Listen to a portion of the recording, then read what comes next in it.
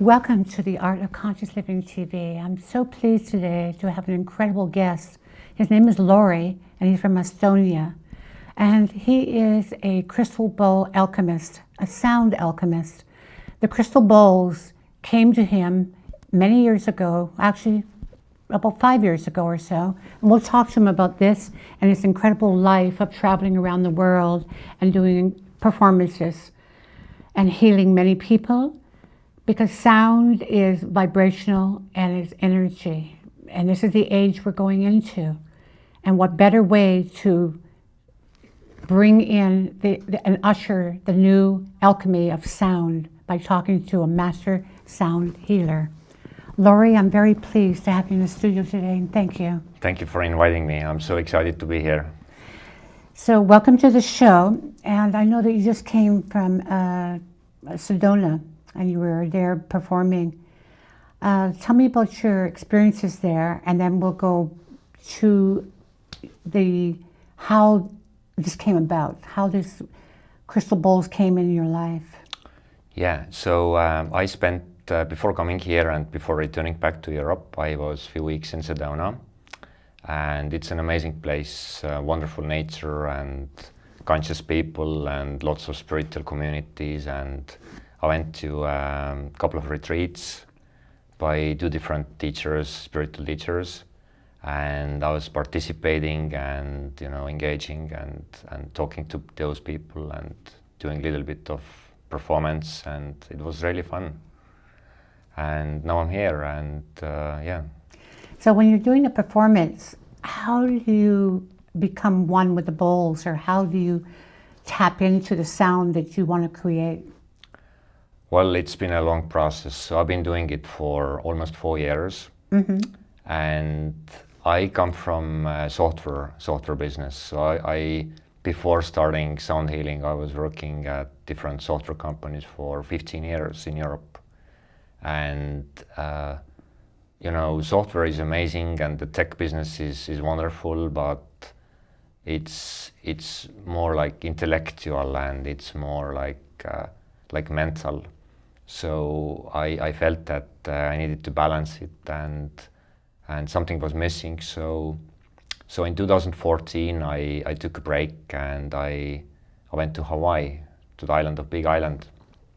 And as I was there for about 10 days, just by myself and driving around and enjoying the nature and fruit and fresh food and everything, then one day, just before flying back, I went to a coffee plantation, and I got a deep insight out of nothing.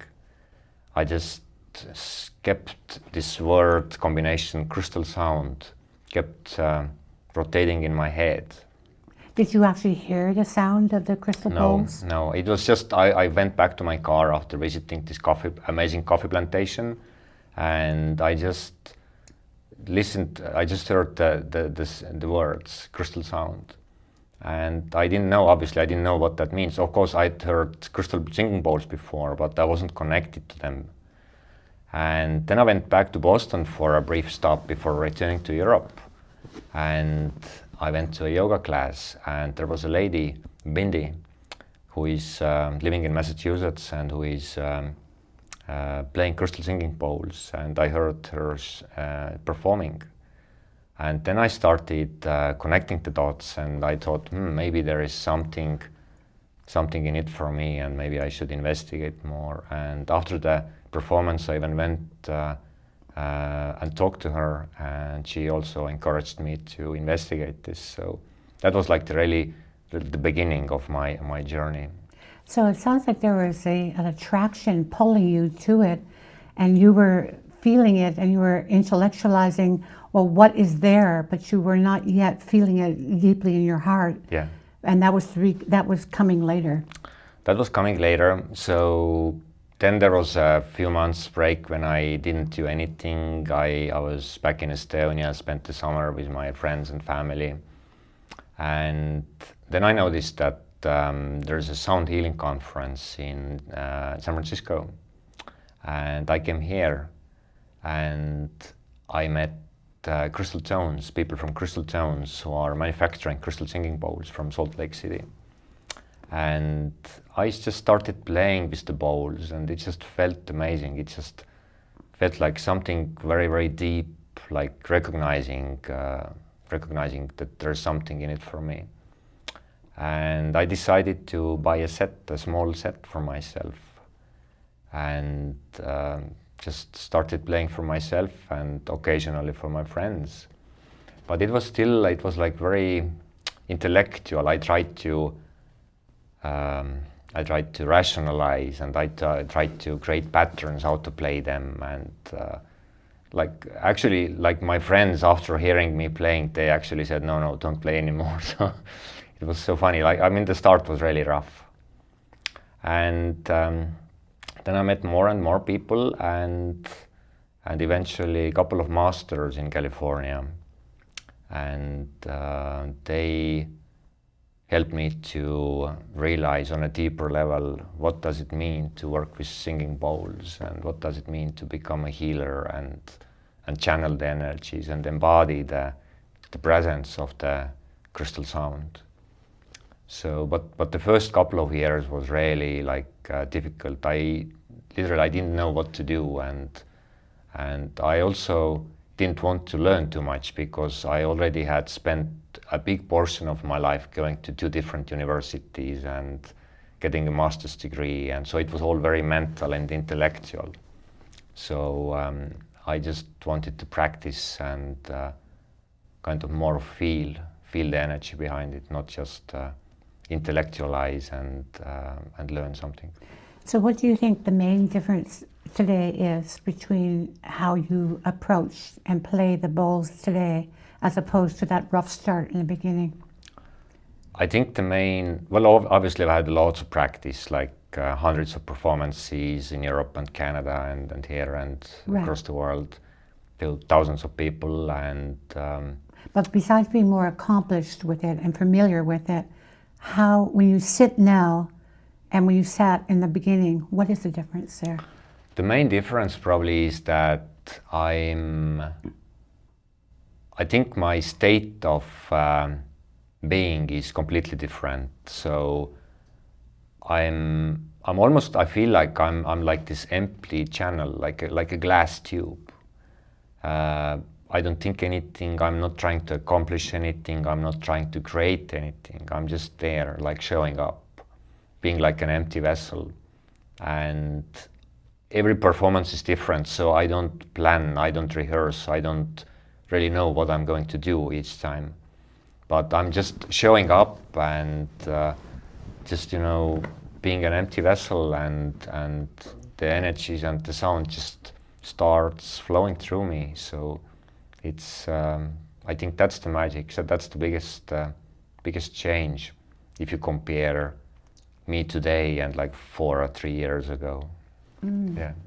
Well, this sounds like a perfect example of when the heart, when the soul speaks. When the soul whispers, the heart speaks. Yeah. And the soul was whispering to you and bringing it when you took that trip to Hawaii, and then you had that encounter with the yoga woman playing the bowls in Boston, and the soul was whispering to you about this crystal sound, this alchemy of sound, this healing. Yeah. And now you are speaking it from your heart, and how beautiful. Yeah, that's true. So you have many different bowls, and today in the studio you've brought 9 bowls, and each of those bowls have a different sound. How are these bowls made to make that certain sound? Tell me about the bowls. Yeah, so the manufacturer is Crystal Tones from Salt Lake City, and I haven't found anybody else who's making the bowls with such high quality and such expanded energy or frequency. So they are made of pure quartz and heated in oven in a very special process. I haven't seen the process, but so it is solid quartz crystal. No, it's molded. It's molded. It's molded, and it's very, very special process. So is it liquefied first, where probably, yeah, they pour yeah, it into yeah. the mold? So I don't know much about the manufacturing process, but I know that it's pretty unique. Right. And I've tried different bowls, but they just stand out completely because the frequency and resonance, it's just so pure. And there's so many choices to pick for a certain sound from that certain bowl. Mm-hmm. So how do you know what your bowl is and your sound when you're well, you purchasing just kind these of bowls? have to feel into it, because when I was picking my first set, it was just 5 bowls. Mm-hmm. I played and combined and tested different combinations, and well, there are different healers and they may have different intentions, but my intention was always that my set needs to be melodic and harmonious. So they kind of need to match, like the tones have to match. I don't know much about the theory behind it, or like specific frequencies, but it just needed to feel good. And I picked my my set based on the feeling. So I felt good when I was playing it, and it felt good, and other people felt good when I started playing. So it was more like the feeling. You kind of, you know, it's like inner knowing that this is the right bowl and this is the right set and Right. this is the right combination. Well, let's explore that just a little bit more. In an orchestra, they have all different sounds and different instruments, and all of these different sounds and instruments are going to be harmonious and complementary. So is that the same with the bowls, where if you have a certain set of 9 bowls, for instance, as you have, maybe 2 or 3 of the bowls will not be in harmony with the other bowls? Is that possible? It is possible, and I have a couple of bowls which are not in harmony with the rest of the set, but I'm going to use them as an additional layer. So it's like very multi-layered work what I'm doing, and to play the bowls. So Right. yeah.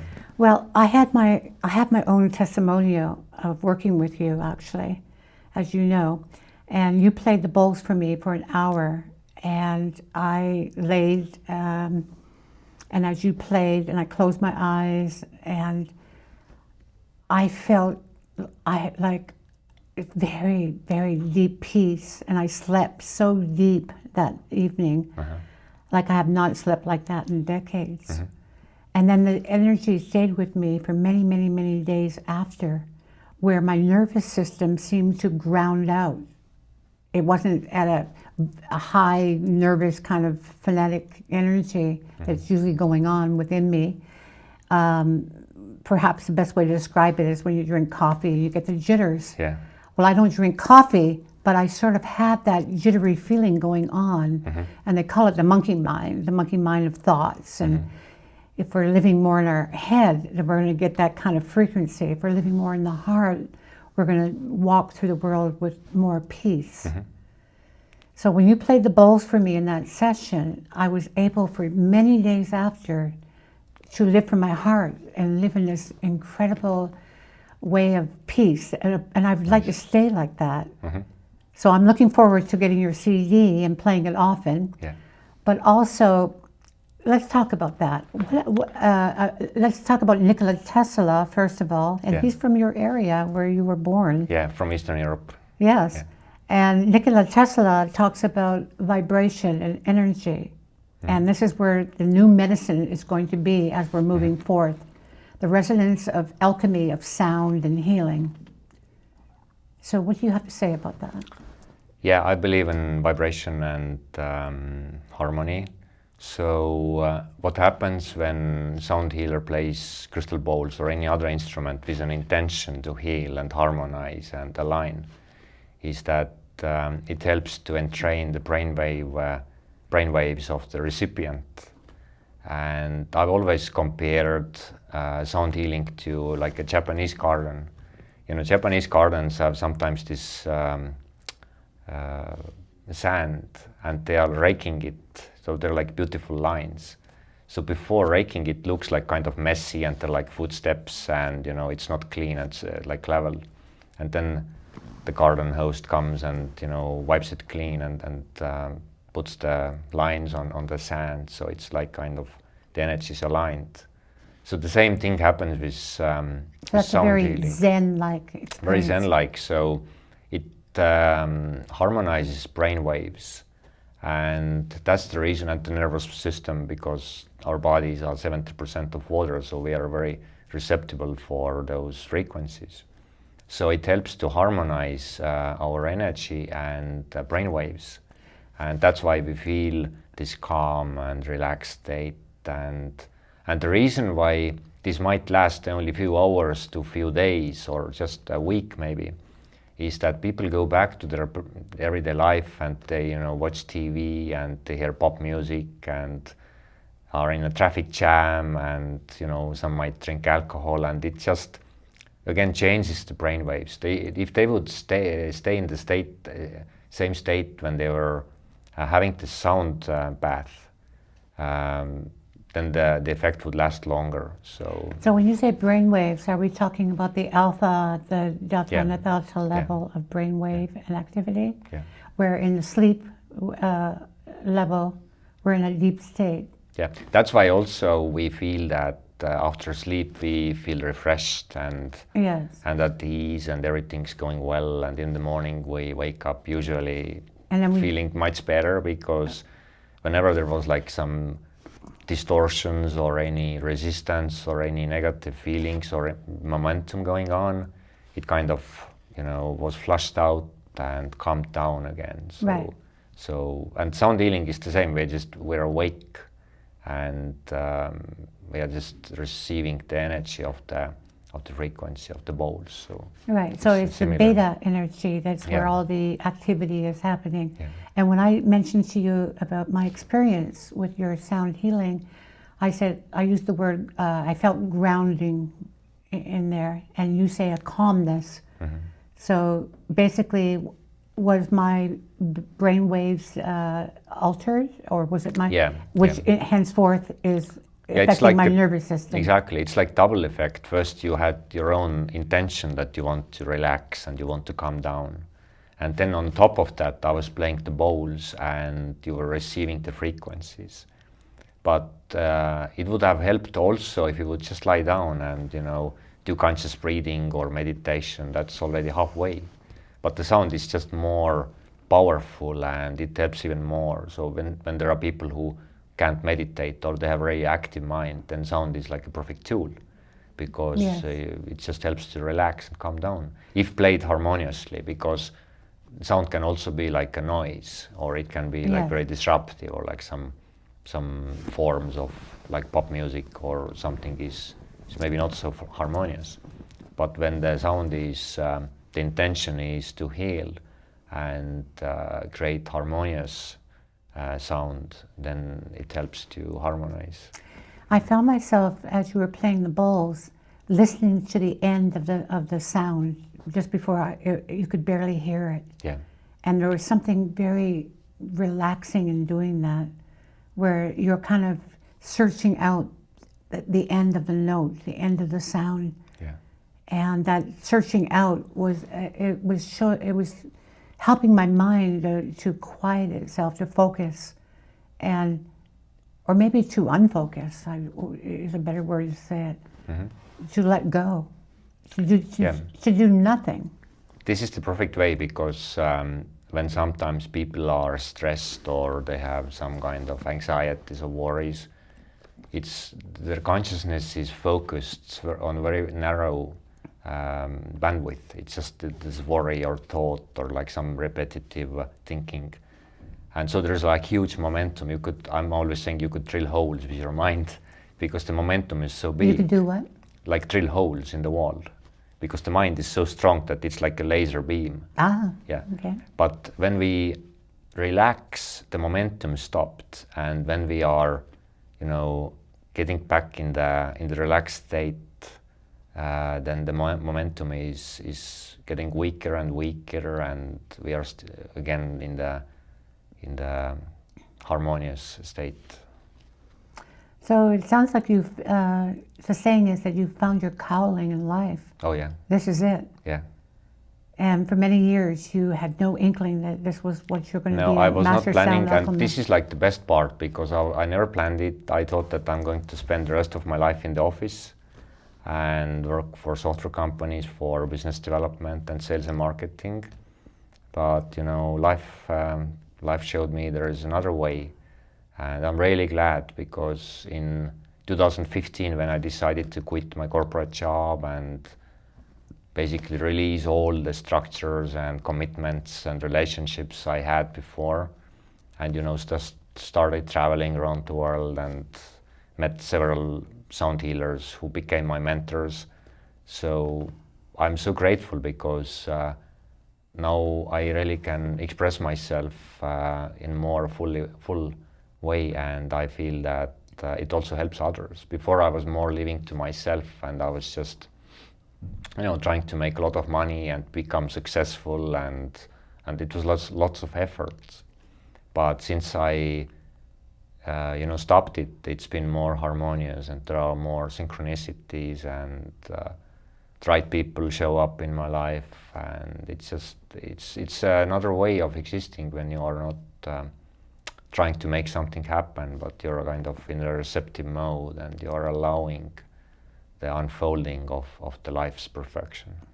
And you see all the benefits that other Yeah. people are receiving Yeah. from what you are doing. I mean, this is probably the biggest joy, that I can really help other people to relax and to calm their mind and to heal on a very deep level. So that's why I enjoy doing it. Well, Lauri, would you share some of the experiences of what you've seen with people that have shared with you of their experience and their healing and their Yes. testimonials? I've had many people who have said that they had issues with sleep, and after 1 or 2 or 3 sessions, they felt that they can sleep again better, and they are more relaxed. So this is probably one of the things. Then I've had people saying that after hearing me playing, they have more clarity. So just this inner knowing, or just we can just say clarity. They know what's the right decision, or what choices they should make, or where to go. So this clarity. And also I've had a couple of writers who have said that they had like a writer's block, and it was gone. They started writing again. So that was a great feedback. Wonderful. Yeah. How beautiful. Yeah. When you are playing the bowls, what benefits are you getting?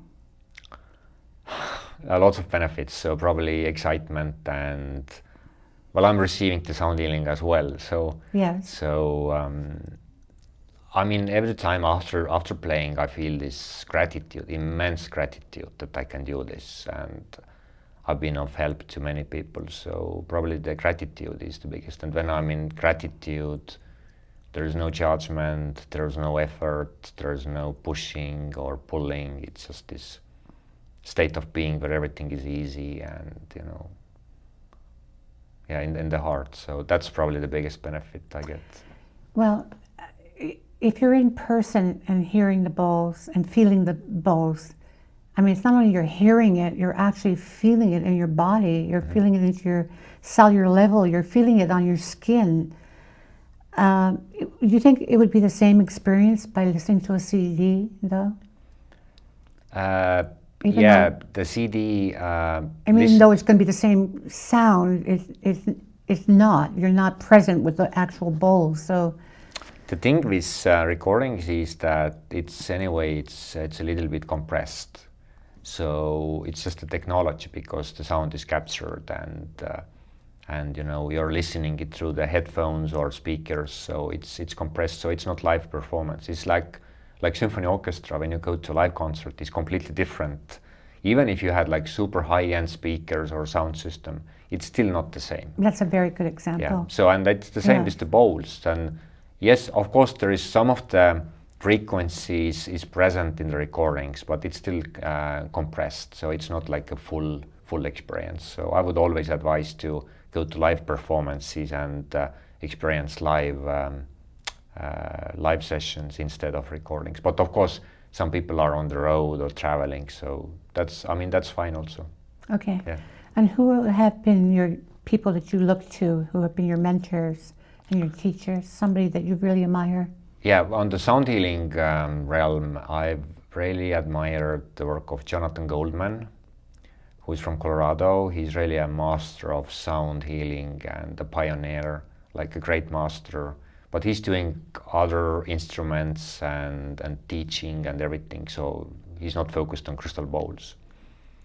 Then another role model is Dr. Jeffrey Thompson, who lives in California, who started doing electronic and scientific sound healing in the 80s. I've met him personally also. And is that with the crystal bowls or other instruments? He's mainly doing electronic music, like a computer-based music. That makes me think of the German Dieter. Yeah, I don't know him. You don't know him? No. Okay. He plays with synthesizers and a lot of instruments and he has many, many, many CDs, and it's all about sound and alchemy too. And then I've just, met many sound healers across the world who play different instruments, and I've gone to their sessions, and they've shared their experiences, and so I don't have anybody particular who is, apart from the people from Crystal Tones, because they're so amazing, and they've taught me a lot about the bowls and how to play and how to embody the energy. So right. Yeah.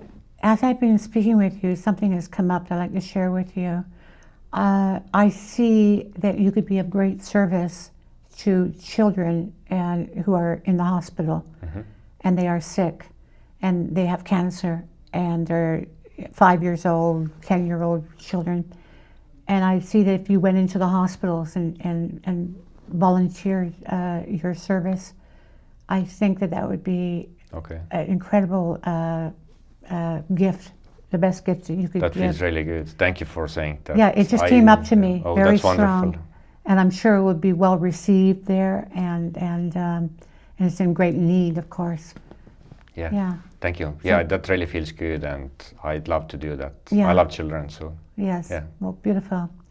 So what do you see in the future for you, in the way of your performances and the way of you being in the world and traveling and maybe teaching other people to do this? And no, not yet. I think it's too early for me to teach others. It's still like I'm still like relatively young on my journey. So, but I'd love to perform at events and retreats and yoga conferences and different festivals and across the world, and to share it with a lot of people. Do more recordings, of course. I love recording. The process is very enjoyable to me. And work with children. So yeah, that's what I'd like to do for next few years, and eventually I might start teaching others, but I just feel it's just too early, because I need more practice and more like reaching out and more sharing before I start embodying the teacher aspect. So well, let's speak about the teaching part, because the teaching part was where the opposite of that is your learning part of it. So what is the learning part of crystal bowls, of learning to be able to work with them and to play them, and to know that you're not hitting them? You're basically, like, you have a wand and there's the crystal bowl. Yeah. So you're not tapping the crystal bowl, you're doing harmonics with it and the resonance of sound. So how do you create that sound? So I would say that learning, now I can say that pretty confidently, that learning to play crystal bowls is, there are like two layers or two aspects. First is the technique, how you're using your hand, how you're using the wand, how to approach the bowl, because they're very fragile.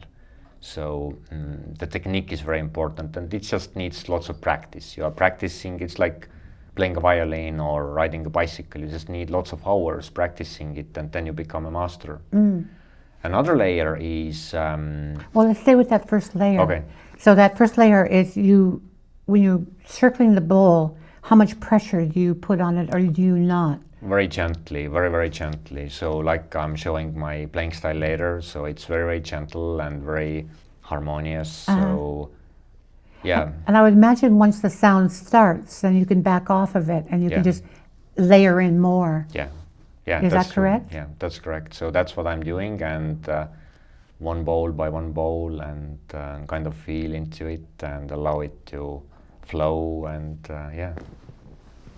And you're not thinking about which bowl to No. play next. You just No. intuitively Yeah. go there. I just know intuitively, okay, now I have to hit this bowl, now I have to go to this bowl. It's just, it's like continuous flow. So I'm never planning my performances. I don't have any, like a program or any, like a specific order how I'm playing the bowls. It's every time it's different. Wonderful. Yeah. And what's the next layer? And the next layer is the intuition. So I did lots of meditation to be like an empty vessel or empty channel. So the deeper inner knowledge of the soul could flow through and show up, or like flow through me and play the bowls. So it's not me who is playing. It's like the energy or the consciousness that's like, you know, coming through and playing. So it's I'm comparing, you know, like Mozart or like famous composers were composing their music. I don't believe that they were like thinking about it. It just flew through them. They were like open and it just came through. They weren't planning it or thinking that, okay, this is the next note and now I have to hit this one and this, and it wasn't like a mathematical process. It was more like you just like an empty glass bottle, and you allow the energy of the universe to fill it. Well, they say it's a divine providence Yeah, coming through. yeah. But what does that mean? I mean, is that the God energy, the energy of the universal energy coming through you and speaking through your sound? I believe that. So yeah, it's the consciousness of the universe. We can name it. We can have different labels on it, but it's a higher consciousness that just wants to flow through and express itself through us, and to express and to show and to share. So that's what I believe. When you're playing the bowls, do you have, like say you have 9 or 14 bowls laid out around you? Do you have some, like 2 or 3 of the bowls that are your favorite bowls that you keep returning to? Yeah, I have. And the other ones are the, I would say, the fillers or the background Yeah. bowls. It's true. I have a couple of favorite bowls. One is my rose quartz. It's rose quartz clear and semi-transparent bowl. It's my absolute favorite because it's such an heart-opening tone. And another is yagna. It contains sacred ashes. Sacred ashes? Sacred ashes, yeah. So they are, crystal tones is mixing the quartz with elements and minerals and precious stones to you know, have another additional layer of the energy. So Okay. it's not just pure tones, but it's infused with particular energy of the mineral or metal or precious stone. So Is there one amethyst bowl?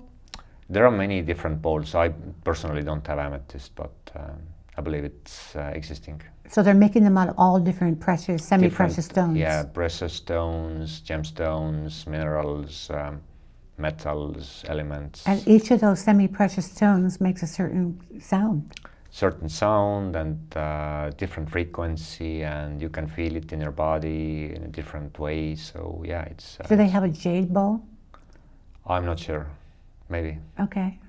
I think that would be a beautiful sound. Yeah. The jade sound. Yeah. Wow. Well, what instruments do you think would be complementary to the crystal bowls? Like a violin, perhaps? Your father played violin. Is Yeah, that- yeah. So I come from a musical family. Yeah. My mother was a music teacher, and, Yes. and father played violin at the National Opera. Yes. But I've tried actually different instruments, and I don't find it goes really well with piano or violin or any like classical instrument. So the How only about- instrument I can think of it's really complementary is, and it's very actually 2 instruments. One is crystal harp. I was going to say the harp. Yeah, crystal harp. I've Wonderful. found a few producers. One is in Russia. Yes. I'm probably going to order one for myself. So it's made of crystal tubes, glass tubes, and you Oh. play them with wet hands. So it's very angelic. With wet hands. Yeah, wet hands. Some kind of you know, touching them gently. So I should probably wear long white hair to be like an angel-like being. So crystal harp is one, and another is hangpan. You know, those UFO-shaped metal instruments. Oh, like, and they play that in Mongolia. yeah, so hand drums or hand pans. Yeah. Yeah, those are made of metal, and so I think these two instruments are complementary. And both of those instruments have that lingering vibrational sound that carries. Yeah. Oh, beautiful. Thank you. So when will you start the harp, Crystal? I don't know, maybe later this year. So I'm really excited. I'd like to try this, and yeah, it looks, based on the videos I've seen, it looks really exciting. So wonderful. Yeah. So you're from a musical background of your parents, and there was television and theater always in your life as a child. You seem to be reclaiming that now at this point in time in your life, where before you were not. It's wonderful. Yeah, my childhood was thanks to my mother, who is very, very cultural and very educated and very, very kind and loving being person. She took me to theaters and concerts and exhibitions and art galleries and restaurants. So my childhood was full of culture and entertainment, like in a good way. And I didn't really appreciate it. I thought that it's boring. But now I feel that it's just another expression of the divine, or expression of the consciousness. And although I wasn't planning, to play the bowls before, I feel that, like everybody, are like a walking art. So whatever we do in the life, it's just a manifestation of the divine, and it's a form of art. So this is one form. Somebody else is doing something different, and it's still art. It's just a different form. So it's that's what I believe. Do you have some places that would be your favorite places in the world to perform with your crystal bowls? And would that be indoor and outdoor? And I'm sure the effects of both of them would be very different. We're here in San Francisco. We have called the Greek Theater in the East Bay, an outdoor theater. Santa Barbara, they have a beautiful stage and all the seating, like a Roman arena. So outdoor. So what would be the difference between outdoor and indoor, and the perfect sound for you? Probably that in outdoor you need more like audio equipment and amplification and microphones. Indoors you don't need it necessarily when the room is not big enough or too big. So I would prefer playing indoors, and yeah, probably concert halls and churches and different. So I don't have any like specifically favorite place, but I'd love to perform in London or Paris or Moscow or Tokyo, or like somewhere like in a big church. Here in San Francisco, and you know about the Grace Cathedral. I haven't been there yet, so that might be. You've seen other people performing there, and you've seen their videos. Yeah. So that would be a perfect, with acoustics in there. Yeah. The way that the cathedral is designed, it would carry your sound. Yeah. Absolutely. Well, what final thoughts would you like to share about the sound alchemy, and about your life, and about the future of you being and serving and giving this to others? Well, about my life, I'd like just to say that everybody should have the courage to like make those big decisions and let go of all the structures that's not supporting them anymore. And when you let go, in 2015 I had nothing. I like all the partnerships and commitments just fell off. So like I quit my job, and I sold my house, and my girlfriend left, and like everything was like, I was like empty. There was like nobody. So, and I can assure you that, at least based on my experience, it was a good decision, because you're open up to a lot more. And about the sound healing, I think it's a very growing thing in this world, and it's wonderful, because it just helps to harmonize the frequencies. And you know, there are lots of things going on in the politics or in the economy, and I feel like it would really benefit a lot of people, even if corporations would have like few crystal balls in their office, and just playing them after lunch break, and you know, it just helps to, you know, come back to the heart and stop the momentum of worrying or pushing or efforting or something. So I would recommend sound healing to anybody. It's just especially crystal bowls, because they are so elegant tools. Well, for those who want to contact you, you have a website. And what is your website address? It's crystalsound.space, not .com, but .space. Okay. And that's my website. They can contact me personally or look for any upcoming performances, and yeah. So crystalsound.space. Space, yeah. Well, thank you. It's been an absolute pleasure to meet you and speak with you. Thank and you. I look forward to hearing all of the sound that you will be making in the future and sharing with all of us. Thank you so much. Thank you, Lauri. Thank you.